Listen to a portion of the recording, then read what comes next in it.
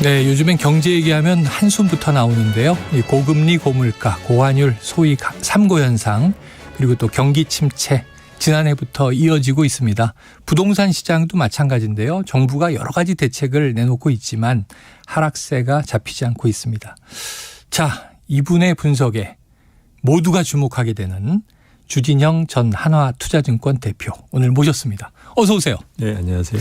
자, 대표님이 나오시면 엄청난 화제예요. 3번 인터뷰를 저희 시사본부하고 하셨는데 모두 조회수가 100만 넘겼고요. 특히 집값 하락이 금리 인상 때문이 아니다.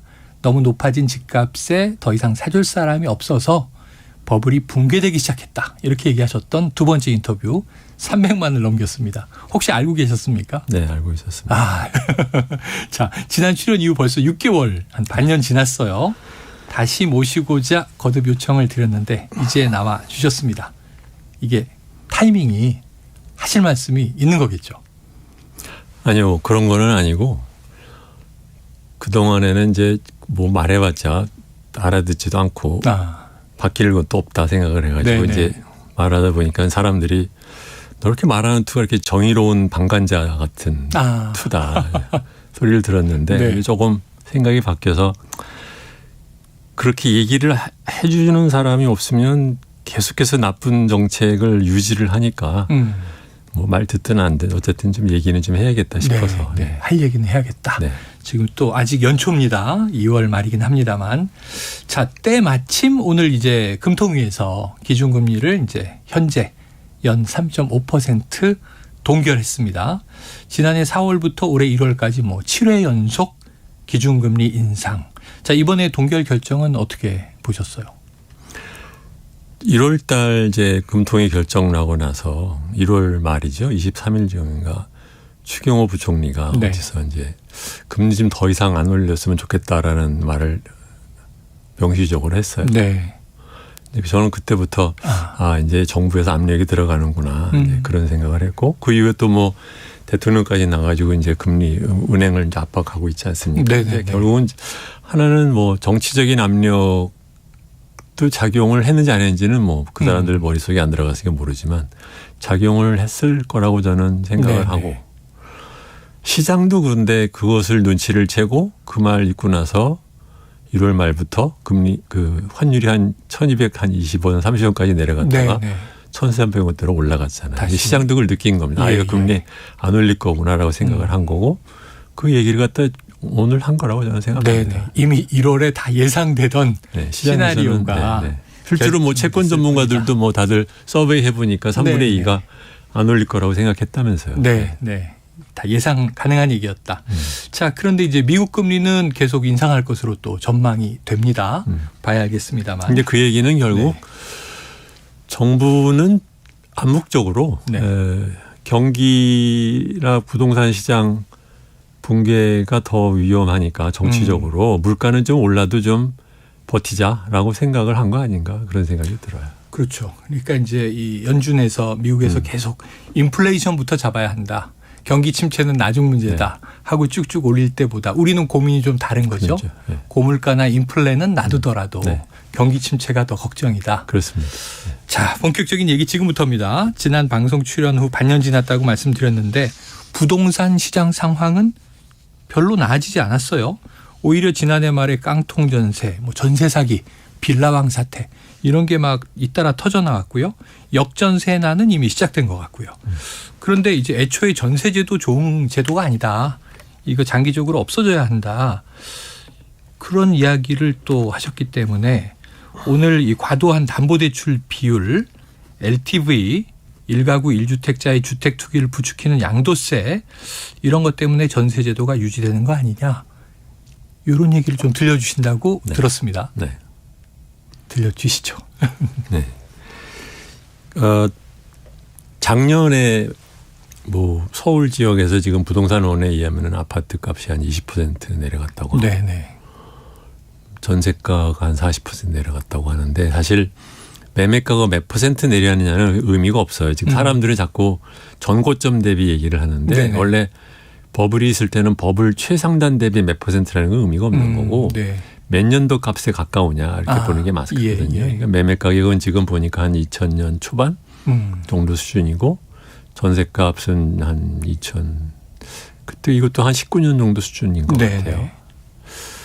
그런데 이게 전세값이 이렇게 오르게 된 이유가 뭘까를 갖다 이제 사람들이 생각을 해보면 이게 그 뒤에는 사실은 전세 대출의 증가가 큰 작용을 한 거거든요. 네네.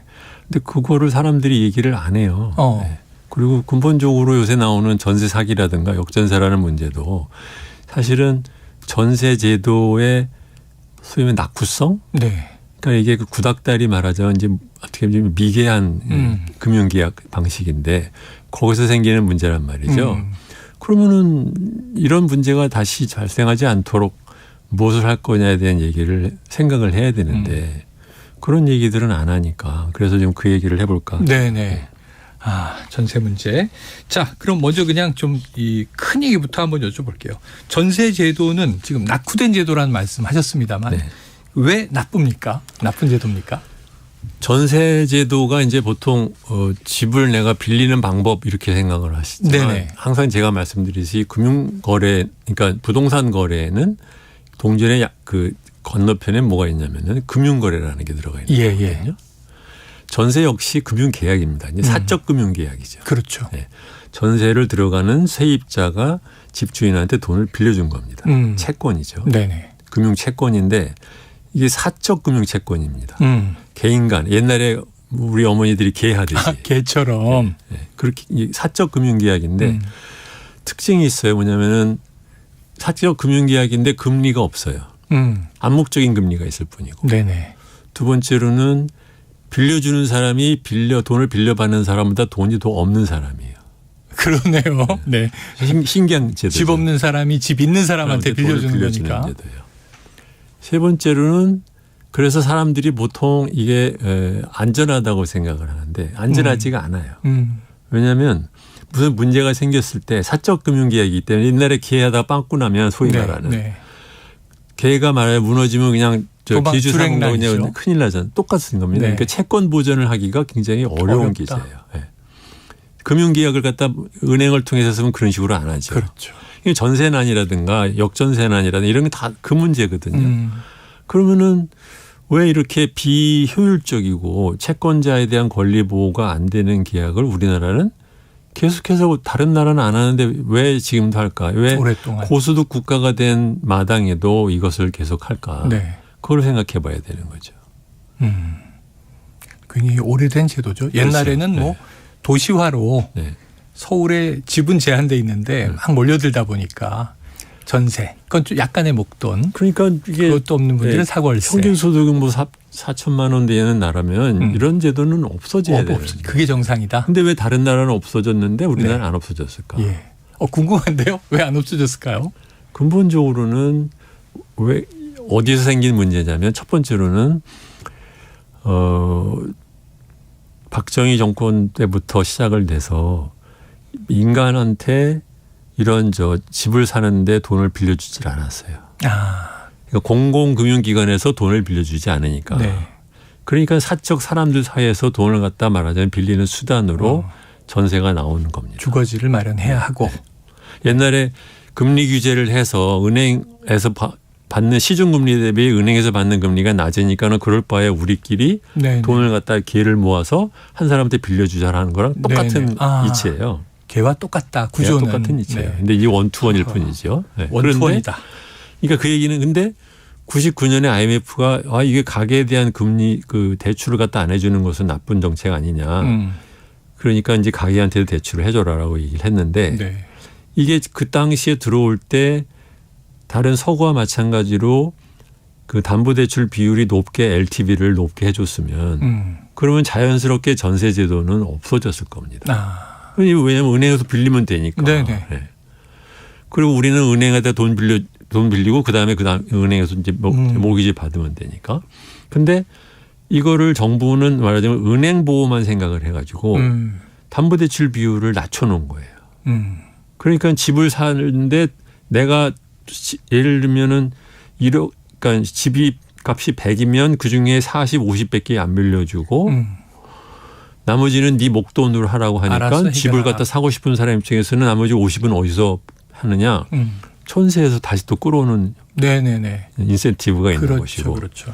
두 번째로는 우리나라 양도소득제도의 큰 맹점이 있는 것이 뭐냐면 나쁜 제도가 뭐냐면 1가구 1주택자는 실수요자다라고 이름 붙여놓고 그러기 때문에 이 사람들은 실제로 살든 안 살든 무조건 9억 아래면 팔아도 양도세 안 물린다. 그렇죠. 이렇게 된 거거든요. 거주를 하지도 않는 사람이 무슨 실수요자입니까? 그런데 이게 사실은 우리나라가 중산층이 소위 그 중산층이 된 큰 두 가지 방법이 하나는 대기업에 들어가서 월급 많이 받든가 아니면은 부동산 투기로 중산층 되는 방법이 두 가지가 있으니까 이 방법을 놓치기 싫으니까 정부도 뭐 돈 있는 사람 편이니까 아무래도 그러니까 이 양도소득세를 지금까지 갖고 있는 거예요. 가끔가다 한 번씩 뭐 2년 거주 요건을 잠깐 들어왔다가 뺐다 들어왔다 뺐다 하지만 근본적으로는 안 살아도 상관없다. 안 살아도 양도소득세 안 물린다라고 하니까 그러니까 이것이 대표적인 투기 수단이 된 거죠. 그러니까 돈 좀 모아놓으면 전세 끼고 사서 실제로 제 주위에 있는 사람들 대부분이 집 어떻게 처음에 샀느냐 다 전세 끼고 투기해서 마련한 거예요. 좋게 말하면 내 집 마련하는 좋은 수단이지만 사실은 부동산 투기 수단이죠. 그런데 이 두 가지가 합쳐서 전세 제도가 지금까지 우리나라가 없어지지 않는 겁니다. 자, 지금 중요한 제 대표님 얘기를 들으면서 저는 이게 새로운 발상인데 그냥 저는 뭐 전세 혹은 뭐 주택 매입 또는 뭐 전월세 요새 월세 많이 가고 있죠. 이게 그냥 주거를 마련하기 위해서 내 재산의 수준이 그 정도 되니까 그 정도로 들어가는 거다 생각했는데 사적 채무 채권 계약이라고 말씀을 하시니까 금융 관점으로는 와 이거 완전히 좀 이렇게 보니까 그렇다. 재산이 없는 사람이 재산이 있는 사람에게 돈을 빌려주는 이상한 제도가. 뭐 그럴 수도 있는데, 근데 문제는 이게 왜 나쁜 제도냐면 아까 말한 공익적인 이슈 말고도 이게 문제가 생길 경우에 해결하는 방법이 굉장히 마땅치가 않은 거예요. 그렇잖아요. 내가 돈을 빌려주니 저 사람이 세금을 안 낸 사람인지 내 돈으로 뭘 하는지 아무것도 몰라. 그렇죠? 그다음에는 전세 이사를 가려고 하면은 이사 가는 날 맞춰가지고 집주인 원래 세입자 새로 들어온 세입자가 모여가지고 돈을 갖다 그 자리에서 탁탁탁 맞추지 않으면 꽉 막혀요 또. 펑크나죠. 이게 얼마나 무식한 제도입니까 이게. 한쪽에서 펑크나면 이사 못 들어가고 줄줄줄줄 막히는 거죠. 저 집은 뺐는데 이 집 못 들어가고 그런 난감한 경우도 저도 보고 했습니다. 자, 이게 좋게 보면 대출과 전세를 끼고 내 집 마련을 하는 수단일 수도 있으나 결국은 부동산 투기다. 그런데 이게 정부가 투기판을 깔아줬다. 아까 말씀하신 대로 은행 보호가 더 우선이다 보니 공공금융 대출을 통해서 얼마든지 집을 여유롭게 장만할 수 있게 해주는 방식을 택하지 않고 사적 금융에 맡겨놨다는 거 아니에요. 그렇죠. 니네끼리 알아서 해라 이런 방식으로. 자, 전세 대출을 늘린 것이 이거 불난데 기름을 끼얹은 격은 아니었습니까? 그렇죠. 그러니까 이게 생각해 보시면 기억 이제 뭐 진행자 분들 좀 연식이 되셨으니까 기억하시겠는데 저도 뭐 다 경험해 봤죠. 옛날에는 은행에서 전세 대출을 거의 안 해줬어요. 없었던 것 같아요. 제 젊을 때는. 그러니까 해줘도 극히 일부 조금 말하자면 얘가 예를 들어서 100이라는 집에 전세금을 60을 내야 되는데 나는 50은 갖고 있는데 10 정도가 모자르면 그거 조금 어떻게 해서 해주거나 아니면 직장인 그 뭐 회사를 통해서 전세자금 대출하고 이런 정도였는데 그랬는데 이것이 언제 터지기 시작했냐면 이명박 정부 때 시작이 됐어요. 2008년 이후. 2008년에 이그젝틀리 정말 정확하게 2008년에 금리를 낮췄잖아요. 금융위기가 터지니까. 금리가 낮춰지면 사실은 금융 채무 채권 관계이기 때문에 전세값이 올라가게 돼 있어요. 왜냐하면 그 돈 받아가지고 이자가 돌려받자 받을 게 없으니까. 그렇죠. 그러니까 전세값이 올라갔다. 그러니까 주택값은 천천히 내려가는데 전세값이 오르는 묘한 현상이 생겼거든요. 그런데 전세값 오른다고 말하자면 이러고저러 신문에서 떠드니까. 그래 그러면은 주택기금에서 전세대출하는 자금을 1조 때려라. 그렇게 해서 시작이 된 거예요. 근데 이게 처음에는 그래서 이명박 정권 도중에 한 8차례에 걸쳐서 전세 대출에 대한 한도며 뭐 기금이 이런 것들이 점점 늘어나요. 네. 그렇지만 이명박 정권 말기에 가서는 끼케야 그래봤자 2012년 말에 전세 대출 잔액이 22조밖에 안 됐어요. 네. 박근혜 정부가 들어왔어요. 예. 그랬더니 1년 지나가지고선 경기 계속해서 안 좋으니까 최경환 부총리가 들어와가지고 빚내서 집 사라. 네. 라고 하니까 거기에 박근혜 정부 들어오면서 임명한 이주열 한국은행 총재가 지금 한국은행 눈치 보는 거랑 좀 비슷하게 네. 금리를 낮추기 시작했어요.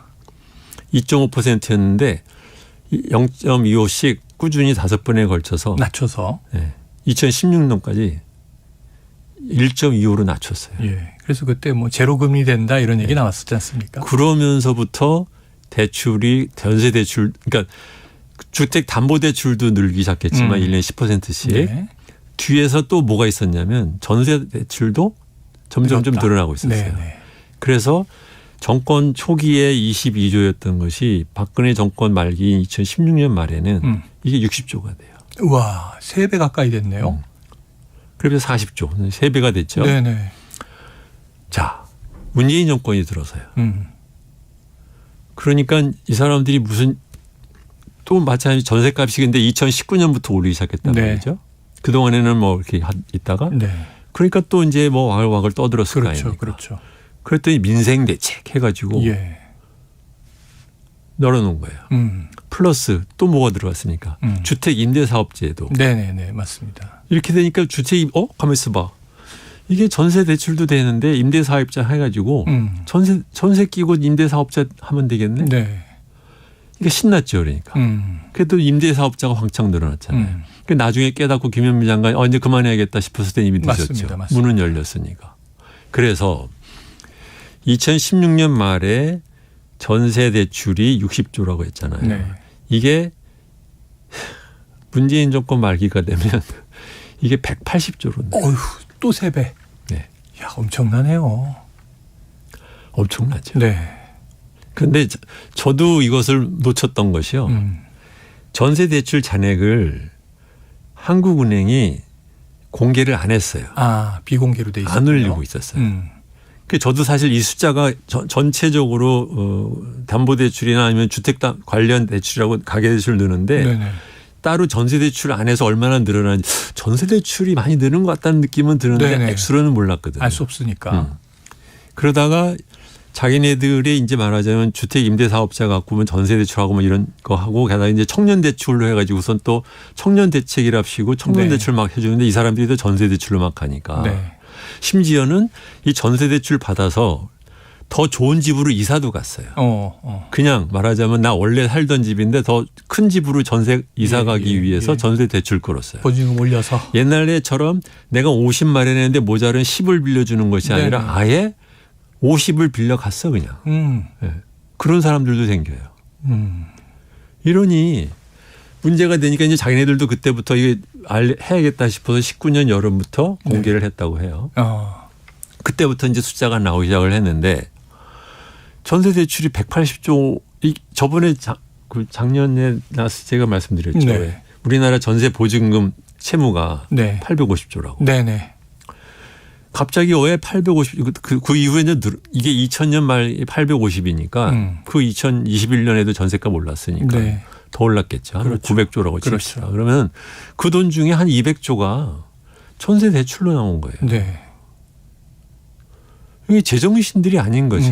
그러니까 현상으로 드러나면은 전세금이 오르니까는 나 살려달라라고 얘기할 수 있지만 만약에 그걸 정부가 그런 바보 같은 짓을 안 했으면 어떻게 했느냐. 전세급이 조금씩 올릴 때 어떻게 했느냐면은 시장에서는 완전 전세에서 부분 전세로 바뀌면서 대응을 하고 있었고 실제로 그렇기 때문에 전세 비율이 2014년부터 16년 사이에 한참 내려가요. 전세가 올라가는 데 따라가니까. 그랬다가 전세 대출 왕창 늘리면서 이게 다시 또 올라간 거죠. 그러니까 이게 이 하나만 보고 둘은 생각을 안 하는 그러니까 그런 거예요. 그러니까 어떻게 보면은 약간은 인기 영합주의적인 정책을 서로 상대방 정부 보고선 비난하지만 네. 우리나라는 양당이 똑같아요. 네. 그걸 모르고 이제 소위 대도시에 사는 돈 좀 있는 젊은이들 층이 30, 40대 층이 자기 이익한테 도움이 된다고 싶으면 무조건 이게 말하자면 전 국민에 말하자면 이슈가 된 것처럼 네. 해가지고 그 청년 대책으로 전세 대출 증가를 하는 이게 지금 말이 됩니까? 지금 말씀하신 대로 어느 때부턴가 이제 갭 투자라는 말이 아주 일반화됐던 그렇죠. 재테크의 아주 기본적인 그렇죠. 수단으로 네. 청년 대책인가 네. 갭 투자가 되는 거예요. 맞습니다. 네. 야, 지난해에 주신 말씀은 이거보다 조금 이제 큰 범주여서 가계부채와 국가부채 그리고 어찌 보면 좀 이 국가에서 끌어안을 부분들을 자꾸 민간에게 책임을 떠넘겨서 가계부채가 너무 커졌다. 근데 지금 해 주신 말씀은 전세만 딱 놓고 보니까 그 안에 또 전세라는 이 제도 구조가 딱 크게 자리를 잡고 있었네요. 그렇죠. 지금 뭐 이 청취자분들 또 폭주하고 계십니다. 1340님 전세 없어져야 집값도 하락하고 사회가 제대로 갑니다. 5565님 20대에 전세금 한번 떼인 후로 전세에 대해 매우 부정적입니다. 그거 복구하느라 몇 년 걸렸는지 모르겠네요. 오늘 말씀 아주 좋은 내용입니다. 또 0777님은요. 전세제도는 장점이 더 많습니다. 이런 얘기도 해 주셨고 크래프트님도 전세제도 얼마나 좋은 제도인데요. 다만 국가가 운영이나 통제를 잘못해서 그런 거죠. 아니 전세제도가 좋다는 이유가 바로 네. 주택 투기하기 좋은 제도예요. 아 그런 면에서 네. 나쁜 측면 좋은 측면 네. 동전양면. 내 돈을 목돈을 마련했으면 차라리 그 돈으로 집을 사면 되지. 네. 그렇죠. 네. 그러니까 대출을 가지고 네. 또 집을 사든가. 그렇죠. 네. 그러니까 이 문제는 초반에 예. 나왔을 때 말씀드린 건데 DSR을 유지를 하면서 네. LTV를 올려줬으면 네. 다 해결될 문제예요. 네네. 그런데 DSR 잡으면 부동산 값 내려갈 것 같으니까 그러니까 못하고. 그건 안 하고. 네. 계속 미뤘죠. 그렇죠. 계속 미뤘죠. DSR은. 그러니까 결국은 뭐냐면 거대한 전 국민의 폰지 게임이고 거대한 전 국민의 사기극이에요 이게. 정부가 판을 짠. 네. 아니고 예. 정부가 판을 짜라고 말하면 좀 그렇고 그보다는 우리나라의 중상층이 네. 정부의 멱살을 쥐고 끌어낸 제도예요. 아주 적나라한 표현을 써주셨습니다. 그런데 지금 말씀 들어보니까 이제 어느 정 분야의 문제가 아니고 아니에요. 네. 우리는 정부 단위로 끊어서 네. 부동산 정책 뭐 잘했네 잘못했네 전임 정부 탓이네 현 정부 탓이네 얘기하지만 지금 말씀하신 건 그냥 흐름이 쭉 이어지는데 네. 어느 정부든 거기에 계속 잘못된 방식으로 개입을 해서 네. 일을 키워온 것으로 이해가 되지 않습니까? 그렇죠. 맛을 들인 네. 거죠. 네. 아이고, 자 이야기를 쭉 듣고 보니 지금 이 갭투기, 갭투자라고도 불렀습니다만 또 역전세난 이 부작용이 이렇게 터지는데도 지금 전세와 전세 대출이 유지됩니다. 지금 적나라하게 문제를 비판해 주셨어요. 자 그럼 이게 해법이나 돌파구 대책이 있어야 되는데 왜 이게 안 고쳐지는 걸까요? 지금 이 상황에서. 현상 유지를 하고 싶어하는 욕구가 제일 크고. 값이 내려갔을 경우에 이제 정치적으로 내가 이제 독박 쓰는 거 아니냐 네. 이런 생각하는 아까 거고. 말씀하신 게 최경환 그 당시 경제부총리 네. 나 빚내서 집 사라는 말 한 적 없다. 네. 몇 년 후에 이렇게 또 이야기를 하지 않습니까? 근데 뭐 문재인 정권에서도 마찬가지죠. 그러니까 뭐냐면은 대출 증가를 그러니까 보세요. 문재인 정권 내내 평균 연간 80조씩 늘었어요. 가계부채가. 그렇죠? 그리고 그중에 전세 대출은 연간 30조씩 20조씩 늘은 거, 30조씩 늘은 거네요. 네. 그러면 전세 대출만 늘리지 않았어도 전세값은 못 올라갔을 거고 네네. 전세값이 못 올라가면 주택값도 못 올라가지 않습니까? 네네네. 그렇죠. 네.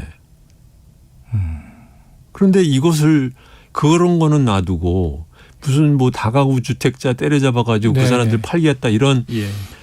아주 그것도 뭐 인기 영합주의죠. 그 생각을 하고 앉았으니까. 네. 그동안 지역적인 정책만 펼쳐왔다. 근데 그게 두 가지를 지금 짚어주셨어요. 하나는 현상 유지를 해야 한다라는 좀 단기적인 시각. 사실은 어느 정부도 독박 쓰고 싶진 않을 거 아니에요. 이게 그러니까 폭탄 돌리게 하는 셈 아닙니까? 그렇죠. 아니, 제가 아까 말씀드렸죠. 네. 30년 된 대국민 사기극이라고. 30년 된 대국민 사기극이다. 부동산 이제 개발이 한참 이루어지던 7, 80년대부터 시작해서 네. 그 이후에 개발되어 온. 근데 어쩌다가 네. 장관 2, 3년 하고 대통령 5년 하고 마는데 네. 내가 제 주변에 왜 그걸 내가 터뜨려. 그렇죠. 그럴 이유가 없는 거죠. 그걸 왜 내가 있을 때 이제 그러다 터뜨리느냐. 보니까 이제 결국은 네. 애들 안 낳고 이 꼴에 된 거고. 그렇게 결국은 이제 일부에서도 그 걱정 많이 했는데 네. 지금 이제 출산율 심각하지 않습니까? 결국은 이제 이 젊은이들이 내가 평생 벌어도 네. 나는 집 못 사겠구나. 그래서 또 영끌족이 생겼는데 그렇죠. 지금 그 영끌족이라는 게 바로 20, 30대 중에서 제일 돈이 많은 사람들이에요. 그나마 네. 예. 그러면 영끌도 못한 사람들은 어쩌라고 그 얘기는 안 하고 열심히 지네들만 얘기하잖아요. 네, 네. 언론에서도 맨날 자기네들이 영끌족이었기 때문에 기자들부터가 예. 맨날 영끌족 얘기만 하잖아요. 네. 그렇습니다. 지금 와서 이제 영끌족들이 큰일 났다 또 이런 얘기 하고 있는데 자 이제 시간이 이렇게 빨리 가요. 대표님만 오시면 30분을 잡아도 그냥 순삭인데요. 끝으로 한 2분 남았습니다. 자, 어떻게 해야 되느냐. 전세제도가 이게 없어져야 된다고 보시는 거잖아요. 그렇죠. 그럼 어떻게 없앨 거냐. 첫 어떻게 번째로는 합니까? 어떻게? 전세제도 자체는 사적금융이라고 아까 말씀드렸잖아요. 네. 그러니까 그 자체를 갖다 억지로 없애려고 하면 안 되고 아까 말씀드린 것처럼 지금 정부가 DSR을 갖다 1년 반 전에 들어왔잖아요. 이거를 꽉 쥐고 대신에 각종 LTV 관련된 무슨 뭐 이주택자는 LTV 30인 사이 이런 네네네. 소리 할 것 없이 지역마다 다 묶여 있어서 LTV는 민간한테 맡겨도 돼요. 은행한테. 니들이 예, 알아서 예. 해라. 이렇게 해놓고 대신에 정부는 DSR만 쥐고 있을게 하고 네. 그러면 저절로 점점 없어집니다. 그다음에 두 번째 전세 대출로 이거는 빨리 없애야 돼요. 네네. 전세 대출은 그러니까 전체적으로 지금 은행 보고 전세 대출하라고 안 합니다. 근데 어떻게 해요 지금?